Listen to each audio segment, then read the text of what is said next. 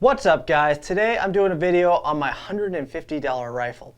This is the M91 Carcano, the Cavalry model. Now, at the time of me recording this video, these things were selling for about 150 bucks at Axis Arms. They're called the Project Gun. There's a lot of parts missing on it. Like there's a wood top cover right here that's missing. The butt plate at the back is missing, and the stock in general is in kind of rough shape. There's cracks, there's dings on it. You feel like you're gonna get a splinter just messing with it. So it's a bit rough. I kind of wonder if this is not the correct stock for this gun, because it has a cutout right here for a way bigger tang than this rifle has. And I also think that it may need some new springs. Now, if you haven't seen my last video I made on this gun, actually it was more dedicated to the ammunition I got. I had some old Italian surplus ammunition, and none of them would go off. I actually found out later that the primers on all these surplus rounds are bad, so they're kind of worthless. But I did buy a new firing pin spring, striker spring, whatever you want to call it, to just make sure that it was hitting the primer hard enough, and it was. So when I got my new ammunition, I had some PPU, 6.5 by 52 Carcano, which I want to shout out Clinton from 5 Star Firearms. He was actually able to find me some ammunition, which, if you know anything about these rifles and how hard the ammo is to get, getting anything for a good price is an outstanding occurrence. Like it's rare. So thank you, Clinton, for finding me some ammunition. He was only able to get me one box of ammo, but honestly, it showed me that the rifle works. So here is the PPU. It's nice looking ammo, actually. Well, PPU makes good looking ammo, but it's a nice looking bullet. And how you load these clips is there is a ridge. You can see the outside of it, and that's what engages on the rim of the cartridge. So you go in at an angle, and some of these are easier than others. Go in at an angle and see how it pops in. Does it fall out?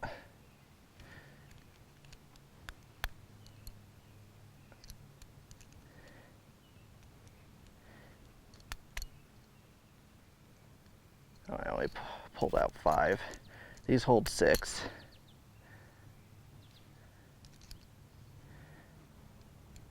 All right. As you can see, that is a loaded clip. Now let me go get around really quick and show you a completely loaded one. It clips on the top of it like this, and then the bullet sitting against the follower actually holds this whole thing in place. Then when there's no bullets to hold this clip in place, it just falls right out the bottom. It's kind of a cool design. I think kind of a design flaw in my opinion, because if you don't have a clip, then you have a single shot rifle. Plus, if your clips get damaged, they can hang up, I've been told. I noticed something about this gun is when you're feeding it, it's got to engage in the extractor. So if I go slowly like this, it's gonna jam and it's not gonna work.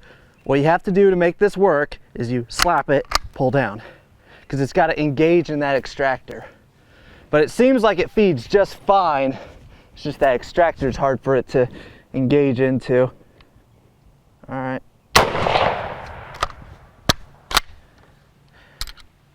Okay. It's not extracting very well. I'll try to pull it back a little harder this time. Man, I am still flinching this gun. Okay. It didn't engage for some reason.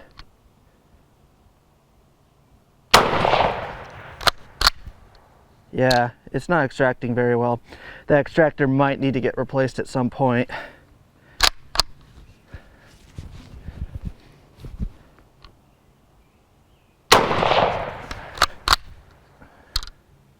Yeah, it's not extracting or ejecting any of them.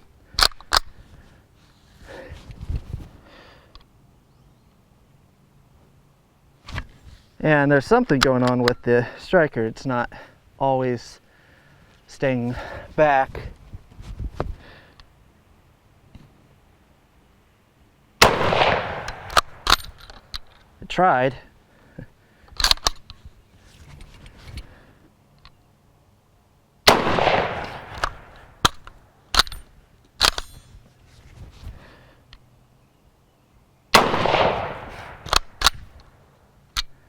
So as you can see, it has some extraction issues with rounds. Sometimes they'll extract, but most of the time it doesn't seem to. So I may have to replace that extractor right there if I want to keep shooting this gun. Also, I was having an issue that only happened a couple times, but there was a couple times I'd chamber around, then try to pull the trigger and look, and the striker was forward, and then I'd just have to recock it. Not sure what happened there, but it happened a couple times at the beginning, but it never happened after that. All right, I don't have a cameraman today, so hopefully everything's staying in focus.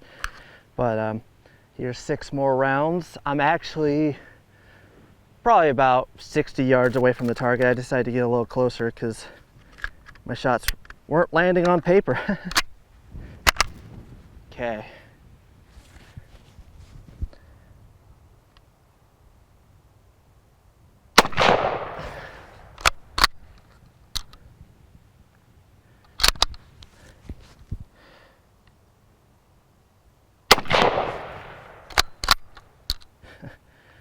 I need a new extractor.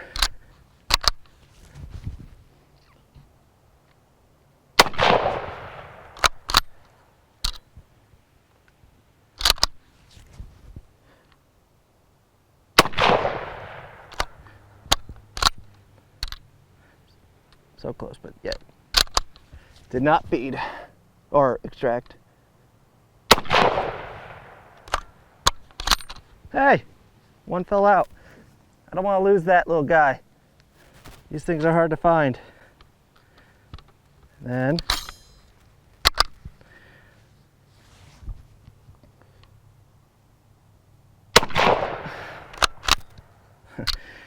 out of 6 rounds, it ejected 1.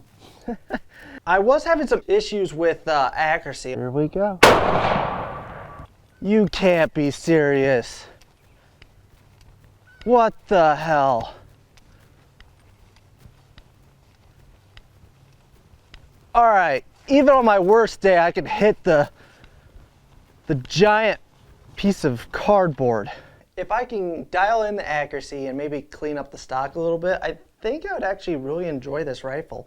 I like the handy size that it is, and I love the sights of it, and the trigger's what you would expect from one of these military rifles. It's not the greatest, but it could be way worse. It's definitely not a smooth action. But maybe I could smooth it out a little bit. The rifling on this gun looks phenomenal, honestly. When I cleaned it up, I was kind of blown away by how good the rifling looks. So I'd be really shocked if this gun didn't have the capability of being accurate. I think I'm still learning the gun. I don't know. Maybe I just had a really bad day at the range. But I do really like the sights on them. They're very generous V-notch sights. It's very easy to pick up on these sights. I really do like them. And they're adjustable by pushing this button right here and pulling up on the sights to ridiculous distances. And I think they're very easy to pick up on these sights. One of the things I kind of wonder is if it was sighted in for further than 100 yards. I know sometimes with certain rifles they're sighted in for further distances, so I don't know. I don't know enough about this gun. I literally just got it and tried to go shoot it, so I really don't know much about this rifle. Other than the Italians used these in World War II. It does have a spiked bayonet on it. You push this button, which I guess this is a later version. They used to have a sliding lever that would go into these detents.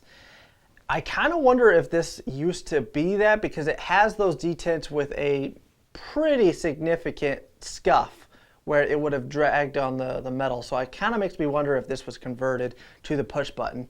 Anyways, you push this button, and then you pull out on the bayonet, turn it around, pull it closed. There's your little spike bayonet. It's really convenient.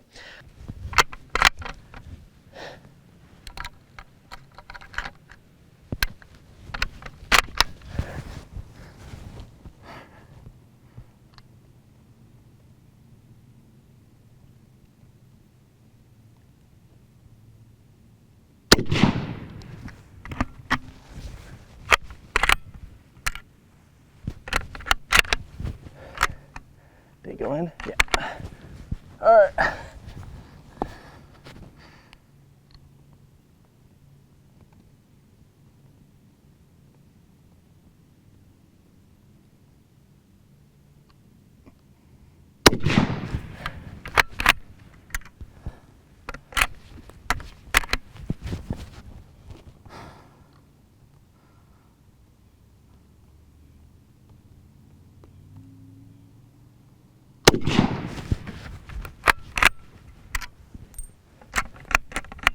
Nice.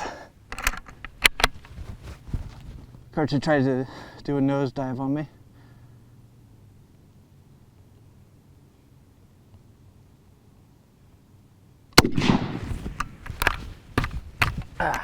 Man, from this angle, it's way harder. That is an interesting failure. Huh. That is fascinating, actually. So I have 2 rounds trying to come out of the clip. Wonder how I'm gonna clear that, actually. Something like that. Huh. Well, let me get that out. To take the clip out, there's a button right here that you hit. You know, in theory, whatever. I'll try to figure that out in a second.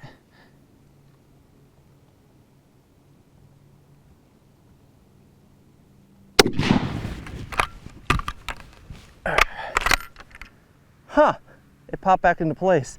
This round was doing a nosedive inside the clip. Weird. It's interesting that it righted itself. There's the clip. All right. Weird.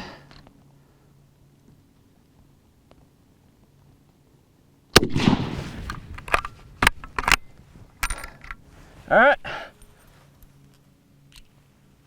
If you want to take the bolt out of this gun, it's really easy. Pull it to the rear, pull the trigger. There's your bolt. You want to take it apart further, there's a lot of good YouTube videos on it, but this is not going to be one of them. I don't really feel like doing it. But anyways, I thought I'd show you my $150 rifle. I think it's a cool rifle. I like the idea of the clip being ejected out of the bottom at the end. I just think that's a cool idea. I think it's kind of a negative because you can't really top off the gun very easily, like, you know, a K98, for example, a Mauser, well, pretty much any other bolt action that has an internal follower. This one has a follower, but it doesn't have the complete one. You still need the clip. So if you don't have the clip, you're kind of stuck doing single shots with this gun. If you have a damaged clip, it can get hung up, supposedly, from what I've been told. I think it's not a good design. It's a cool design, but I think the follower in a K98 is far superior to this, and the action in general. The K98 just is the perfect bolt action, in my opinion. But this is still a cool rifle, and it was worth 150 bucks, no question. So I hope you guys enjoyed this video. I was really worried when I got these surplus rounds that I wasn't going to be able to do a video because these things go for like $4 a shot when you can find them. PPU sells them for like $16 for 20, but they're kind of sold out right now. I was just lucky that Clinton at 5 Star Firearms was able to find me a box. a box isn't enough to really tell you much about the rifle, so I can't really review this rifle until I get more ammo and more chances to practice. I do wonder with these surplus rounds, if you want to watch that video, I'll put something down in the comments below, but the powder is fine on it, the projectile is fine, but it's Berdan prime, so if I can get new primers in these, I'd have a significant amount of ammo to test this rifle. If I can do that, you'll see a future video on it. If I can't, well, at least you were able to see my $150 rifle.